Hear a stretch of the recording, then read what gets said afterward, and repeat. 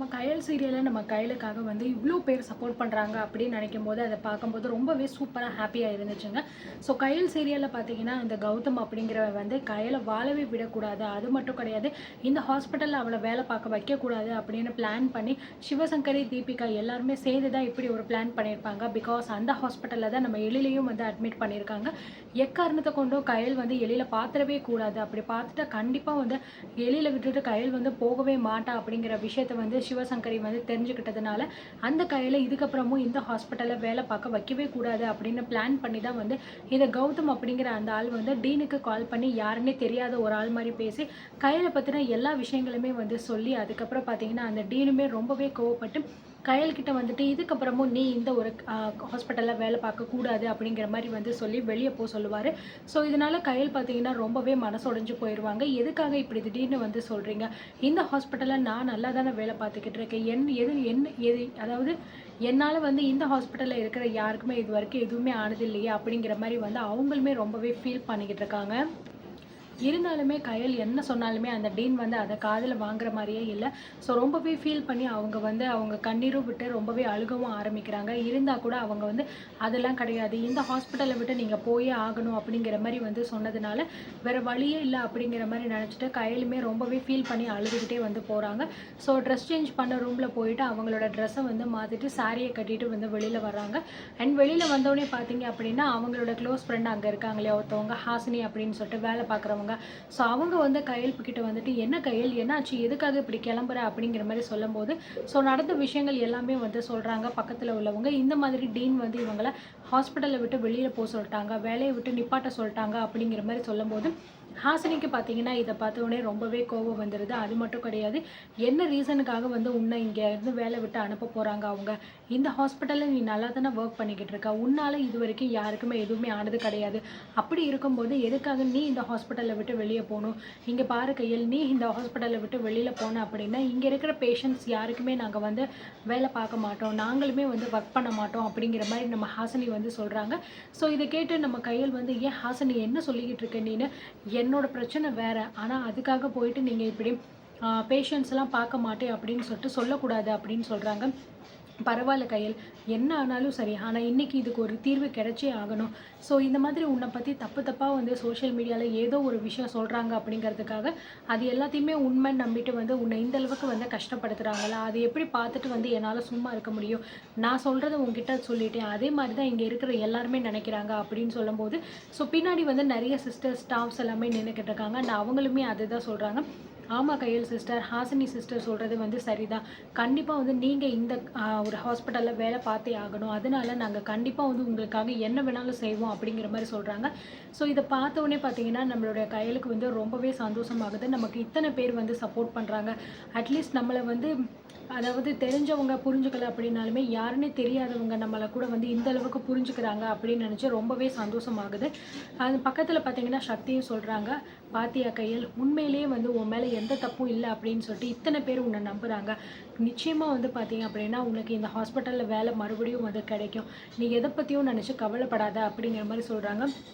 இல்லை சக்தி, இவங்க பண்ணுறதெல்லாம் வந்து தப்பு, நீயும் அது வந்து சரின்னு சொல்லிட்டு சொல்லிக்கிட்டு இருக்காத, இங்கே இருக்கிற ஒவ்வொருத்தவங்களோட உயிருக்கும் நம்ம தான் வந்து பொறுப்பு, அப்படி இருக்கும்போது இப்படி பொறுப்பு இல்லாமல் நம்ம வந்து ஸ்ட்ரைக்காக அது இதுன்னு இறங்கிட்டோம் அப்படின்னா நமக்கு தான் வந்து பிரச்சனையாகும் அப்படின்னு சொல்லும்போது இங்கே பாரு கையில், நீ எவ்வளவோ தூரம் வந்து அந்த டீன் கிட்ட சொல்லி பார்த்தா, எனக்கு ஒரு மாதம் டைம் கொடுங்க, நான் எல்லா பிரச்சனையுமே சரி பண்ணிடுவேன்னு சொல்லி கூட நீ சொல்லி பார்த்தா, ஆனாலுமே அந்த டீன் கொஞ்சமாவது நீ சொல்கிறத காது கொடுத்து கேட்டாரா, இல்லை, அப்படி இருக்கும்போது எதுக்காக நீ மட்டும் வந்து இப்படி அட்ஜஸ்ட் பண்ணி போகணும்னு நினைக்கிற அப்படிங்கிற மாதிரி சொல்லும்போது ஸோ ஹாசினி வந்து சொல்கிறாங்க, சரி வாங்க நம்ம போயிட்டு இங்கே ஹாஸ்பிட்டலுக்கு முன்னாடி உட்காந்து நம்ம போராட்டம் பண்ணுவோம், அப்போ தான் கையல் சிஸ்டரை மறுபடியும் இந்த ஹாஸ்பிட்டலுக்குள்ளே வந்து சேர்த்துப்பாங்க அப்படிங்கிற மாதிரி வந்து சொல்லிடுறாங்க.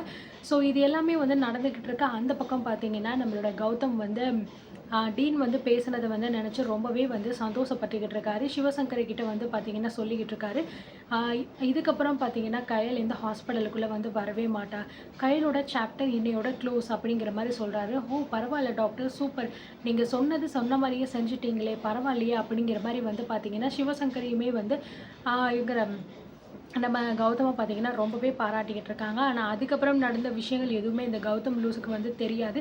ஸோ, அதனால வந்து தான் பண்ணத வந்து கரெக்ட் அப்படிங்கிற மாரி நெனச்சு வந்து பேசிக்கிட்டு இருக்காரு. இந்த பக்கம் வெளியில போய் உட்காந்துக்கிட்டு வந்து அந்த நர்சஸ், அதுக்கப்புறம் ஸ்டாஃப்ஸ் எல்லாருமே வந்து போராட்டம் பண்ண ஆரம்பிச்சுட்டாங்க. இந்த விஷயத்த கேள்விப்பட்டுட்டு வெளியில வந்த டீன் வந்து பார்த்தீங்கன்னா, "எதுக்காக நீங்க இப்படி வந்து வெளியில உட்காந்து போராட்டம் பண்ணிக்கிட்டு இருக்கீங்க? உள்ள அவ்ளோ பேஷண்ட்ஸ் வந்து இருக்காங்க. அவங்களெல்லாம் பார்க்காம நீங்க இப்படி கொஞ்சம் கூட வந்து இப்படி பொறுப்பே இல்லாம வெளியில வந்து உட்காந்துக்கிட்டு இருக்கீங்க. உங்களுக்கு என்னதான் வேணும்?" அப்படிங்கிற மாரி சொல்லும்போது, "எதுக்காக சார் நீங்க இப்போ கயல் சிஸ்டர வந்து வேலைய விட்டு நிப்பாட்னீங்க? அதுக்கு எங்களுக்கு ஒரு ப்ராப்பரான ரீசன் வேணும். அவங்க அப்படி என்ன தப்பு பண்ணிட்டாங்கன்னு சொல்லிட்டு நீங்க இப்படி வேலைய விட்டு நிப்பாட்டுறீங்க?" அப்படிங்கிற மாரி கேட்கும்போது, "இங்க பாருங்க, நீங்க இந்த ஹாஸ்பிட்டல்ல வேலை பார்க்குற ஒரு ஸ்டாஃப் அவ்வளோதான்.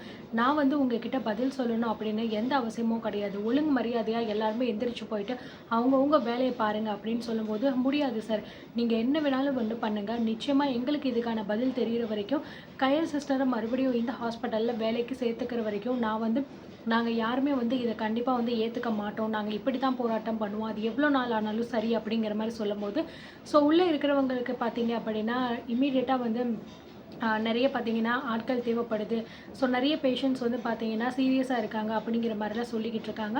ஸோ இது எல்லாமே கயல் கேட்டுட்டு வந்து, "தயவு செஞ்சு நீங்க வந்து எந்திரிச்சு எல்லாருமே உள்ள போங்க. எதுக்காக இப்படி பண்ணிக்கிட்டு இருக்கீங்க? என் ஒருத்திக்காக நீங்க மத்தவங்களோட லைஃப் எல்லாமே வந்து ஸ்பாயில் பண்ணிறாதீங்க." அப்படிங்கிற மாரி கயல் வந்து சொல்றாங்க.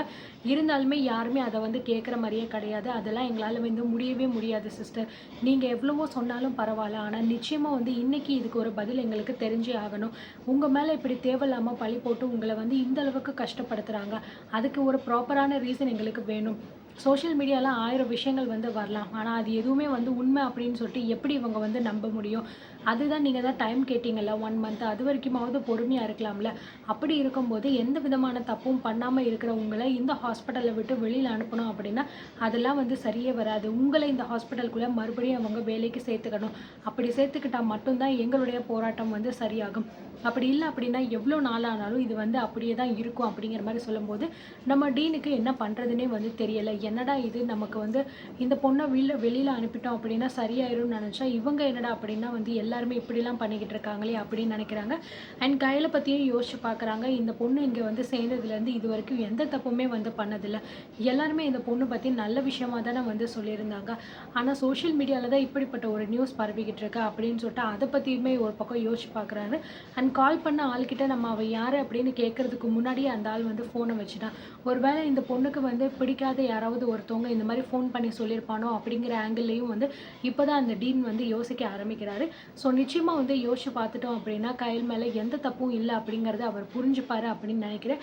அப்படி புரிஞ்சுக்கிட்டாரு அப்படின்னா, நிச்சயமா அகைன் வந்து கயல வந்து வீட்டுக்குள்ள சாரி ஹாஸ்பிட்டலுக்குள்ள வந்து வேலைக்கு வர வைக்கிறதுக்கு சான்சஸ் ரொம்ப அதிகமா இருக்கு.